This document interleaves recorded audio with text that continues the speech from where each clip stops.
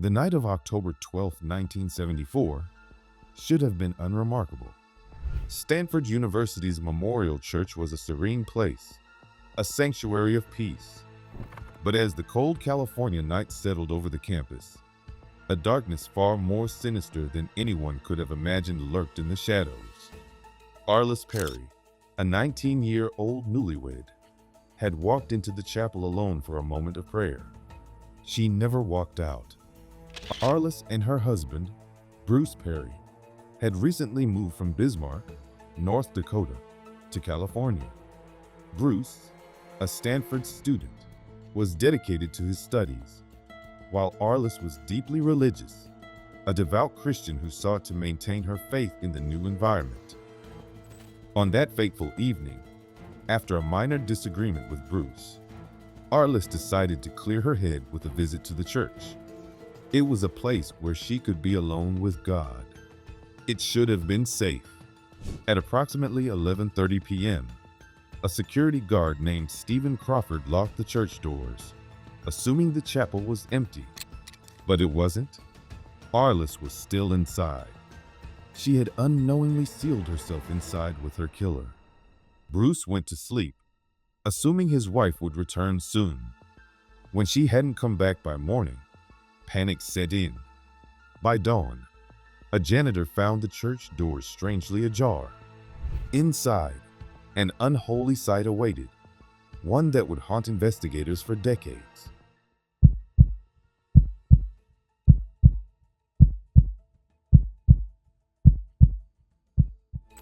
At 5:45 a.m., security guard Stephen Crawford made his routine rounds. When he pushed open the heavy doors of Memorial Church, he stumbled upon a nightmare. Arlis's body lay sprawled in a grotesque display of violence. She had been brutally murdered, her body desecrated in a way that suggested ritualistic intent. Her lifeless form was positioned near the altar, partially unclothed. A 6-inch ice pick was embedded in her skull, its handle snapped off to prevent easy removal. She had been sexually assaulted, but in a disturbing manner. The murderer had inserted a candle into her body, a horrific act that hinted at something beyond a simple crime of passion. Another candle rested between her breasts, as if arranged for some dark ritual. Her arms were outstretched, mimicking a sacrificial pose. The scene was so macabre that even seasoned detectives were shaken. Nothing in the church was stolen. There was no sign of forced entry. Whoever did this had either been inside before the doors were locked or had another way in. The brutality and precision of the act suggested it wasn't random. When Bruce arrived, he was devastated. He had no idea that their minor disagreement would be the last conversation he ever had with his wife. The police had no suspects yet, but rumors began swirling about possible occult connections, especially given the eerie manner in which Arlis had been found. Almost immediately, theories emerged. Some believed Arlis had been the victim of a random predator. Others thought this was personal. But one theory stood out, the possibility that her murder was tied to something much darker. Arlis had reportedly told friends about an unsettling encounter with a mysterious man in North Dakota before moving to California. Some believed she had unwittingly crossed paths with Occult. Could they have followed her? In the 1970s, rumors of satanic rituals were rampant. Some investigators noted similarities between Arlis's murder and alleged occult practices. The methodical arrangement of her body, the use of candles, and the location, a grand, symbolic church, suggested something ritualistic. Adding to the eerie connections, journalist Maury Terry, author of The Ultimate Evil, believed Arlis's murder might be linked to the infamous Son of Sam killings. The theory suggested a network of satanic cults operating in secret, carrying out ritualistic murders under the guise of random violence. For years, the case remained unsolved. No fingerprints, no clear suspects, just whispers in the dark and theories that led nowhere. Until, decades later, DNA technology finally unmasked the killer. For over 4 decades, the murder of Arlis Perry remained one of Stanford's most haunting mysteries. Detectives had chased countless leads, interrogated potential suspects, and even explored connections to satanic cults. But the truth was always closer than anyone had imagined. The killer had been right there, hiding in plain sight. It wasn't a shadowy cult member or a drifter passing through town. It was Stephen Crawford, the very security guard who had discovered her body that fateful morning in 1974. Crawford had worked as a night watchman at Stanford for years. A former military policeman, he was known to be strict about campus security, but there were subtle warning signs that few had noticed at the time. He had a history of erratic behavior, and coworkers recalled moments when he displayed an unusual fascination with violence. Some even mentioned he had an intense interest in police procedures, as if he were studying them. At first, investigators didn't seriously consider Crawford as a suspect. His story seemed airtight. He had locked the church at 11:30 p.m. and found Arlis's body the next morning. There was no forced entry, no sign of a struggle. His role in discovering the crime scene actually distanced him from suspicion. But in reality, Crawford had never left the church. He had waited, unseen in the darkness, as Arlis prayed. When she was alone, he struck.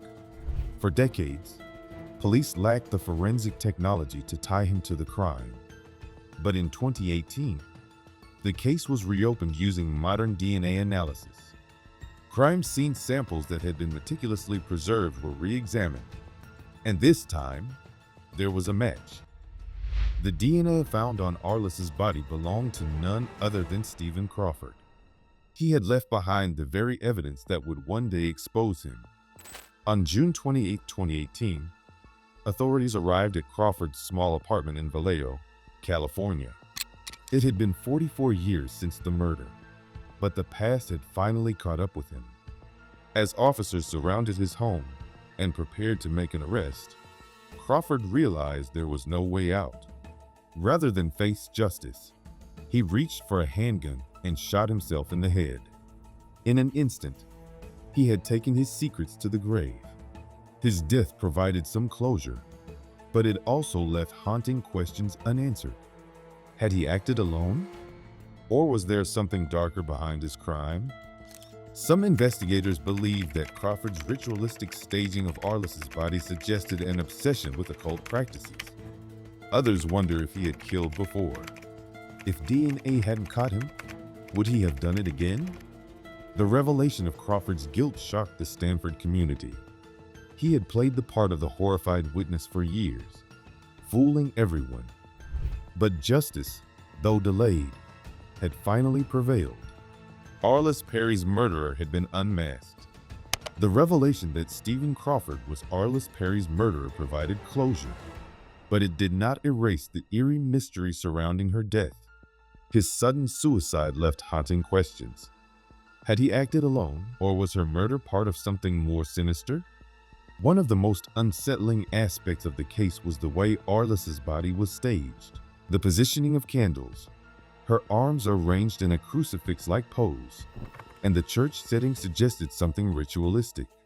This led some to speculate that her murder wasn't just a crime of passion, but a planned ritual. Could Crawford have been involved in an occult group? Had Arlis unknowingly become the target of something far darker? Journalist Maury Terry believed Arlis's murder was linked to the Son of Sam killings. His theory suggested she may have crossed paths with cult members before moving to California, and was silenced for knowing too much. Though unproven, the eerie nature of her death continues to fuel speculation. Bruce Perry, Arlis's husband, never publicly addressed these theories. He later became a renowned psychiatrist, dedicating his life to helping others cope with trauma.